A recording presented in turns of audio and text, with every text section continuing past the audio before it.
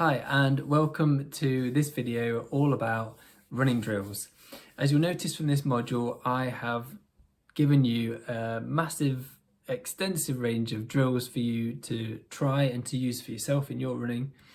You'll only really need 2 or 3 of these for a few minutes to perform these for a few minutes before you go out on a run. For most drills, you only need to perform them over about 30 to 40 meters, 3 or 4 times with the walking break to recover in between each repetition to get you back to the start point, or to just turn around and then go back the other way. Now, why use drills? Okay, they are designed as prompts. So they're a way of reminding your body how to move properly, how to move in the best way possible. So it's a form of best practice, if you like, exaggerating the right movement patterns so that when you come to run, you're more likely to do the right things rather than fall into bad habits. Some of the running drills will isolate different parts of the body. Others will focus on agility or balance or coordination of a number of different muscle groups. And they will all have different things that they're going to particularly focus on. Now, I really can't stress enough how important these are in terms of your warm-up and in order for you to improve as a runner. If it was a toss-up between how many miles you do a week or how many times you perform drills a week, I would go for drills every time as a means of you getting better as a runner, okay? Because it will help with your technique, it will help with your efficiency, and it will make you stronger. So you're less likely to get injured and you're more likely to be able to run the best way you possibly can. Drills also help in terms of your pattern recognition, so your brain's understanding of how you want your muscles to move. So these are called neuromuscular adaptations, and also your coordination. So knowing how your arms are moving in hopefully in harmony with your legs and the rest of your body. What we're trying to get is from when you start running, you are at the level of what we'd call unconsciously incompetent. So it doesn't sound very nice, but basically what it means is you're not great at running and you don't know why you're not great at running. And that's where we start with anything that we start learning for the first time. The next stage of getting out of that is realizing that we're incompetent. So that's called conscious incompetence. So we know we're not very good, and that's starting to be a bit more aware of the things that we aren't great at and how we can get better. Now, I'm not saying that any of this applies to any of you because you're all at different points in your running journey, but these are the different levels that we all go through in terms of a learning journey wherever we're at.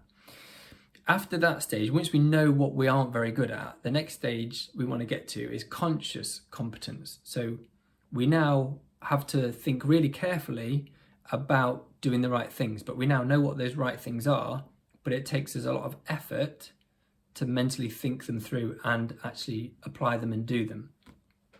And then the pinnacle, what we really want to get to, where the elite athletes are, is they do the right thing without even having to think about it. So that's the unconscious competence. So they're very, very competent, and they don't even have to think about what it is they're doing. They just do it because they've trained themselves to get to that point.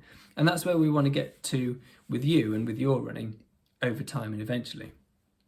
Now, I've written a paragraph in front of me and I'm going to read it word for word because having read it back a few times, I think this is about as good as I can get at explaining the benefits of drills in a nutshell and hitting all the right things that I wanted to say. So I'm just going to read this out for you. It says, by including running drills in your routine, you will see significant benefits in the coordination, efficiency, mobility, balance, and strength compared to if you didn't do them. This is one area that runners often neglect in their obsession for hitting artificial numbers, such as the number of miles they do per week. That is a false sense of progress, because by ignoring doing the running drills instead of trying to seek more miles in a week, they're making themselves more susceptible to inefficient bad habits, making themselves more vulnerable to injury because they aren't strengthening the right muscles and joints, and therefore are less flexible due to not doing these drills. Because they're less injury resistant, it also means that there's probably more likelihood that there is an imbalance in the strength on one side of the body to the other, which then means the body overcompensates, which then can lead to imbalance-based injuries as well. So there you go. Please have a go at all the different running drills. You might feel like a bit of a plonker with some of them because some of them are a little bit entertaining and more difficult to master, but they are worth doing, and you'll definitely notice the difference. I went out and I've recorded drills loads of different times in the past, and when I recorded all of these for this program, the next day I was so sore and I couldn't believe how much effort it had taken out of me and how many of my muscles had worked so hard in doing the drills properly. It had a massive effect on me, and it took me a day or two to recover from. So, and that's just from doing drills. That's without hardly doing any actual running. That's just from the drills. So they are a benefit. You only need to do a couple at a time before each run. And what I'm just going to say now is about how to rotate these through, how to cycle these through. So my advice would be to pick 2 or 3 that you want to start with initially, and just get used to doing those 2 or 3 and try and master them over 3 or 4 weeks, for example, until you feel like you're getting quite good at them. Then just drop one and replace it with a new one, but keep the other 2 going that you were doing before, because then you'll get even better at those 2.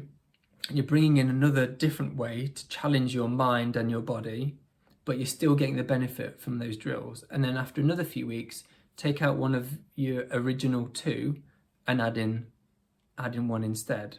So over time, so say over maybe the course of a good few months, you'll have gone through all of them, but you'll have given yourself a good amount of time to be able to do each one really quite well, and also get the benefits from getting better at them and adapting your body to being able to do them properly.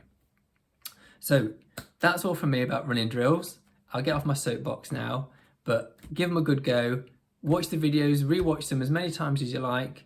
Take your phone with you out on your run when you're doing your warm-up, and have fun, enjoy them.